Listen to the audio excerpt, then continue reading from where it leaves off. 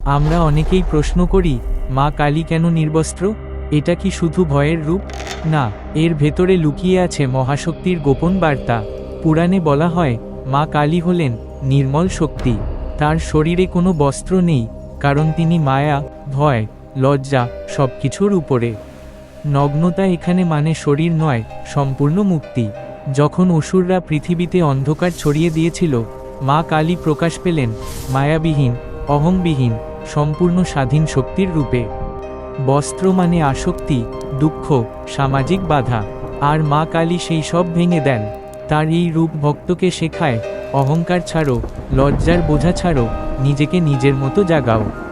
তাহলেই অন্ধকার দূর হবে। মা কালী দাঁড়িয়ে আছেন মানুষের সব ভয় থেকে মুক্তির প্রতীক হয়ে, যেখানে নেই কোনো আড়াল, নেই কোনো দ্বিধা, শুধু সত্য আর শক্তি। তাই মা কালীর নির্বস্ত্র রূপ অপমান নয়, এটাই তার পরম মুক্তির রূপ। যে বুঝতে পারে, সেই সত্যিকারের শক্তিকে অনুভব করে। জয় মা কালী। এই ভিডিওটি আপনার বন্ধুদের সাথে শেয়ার করুন। মা কালীর শক্তির বার্তা সবাই জানুক। কমেন্টে লিখুন, জয় মা কালী। আপনার মতামতও জানাতে ভুলবেন না।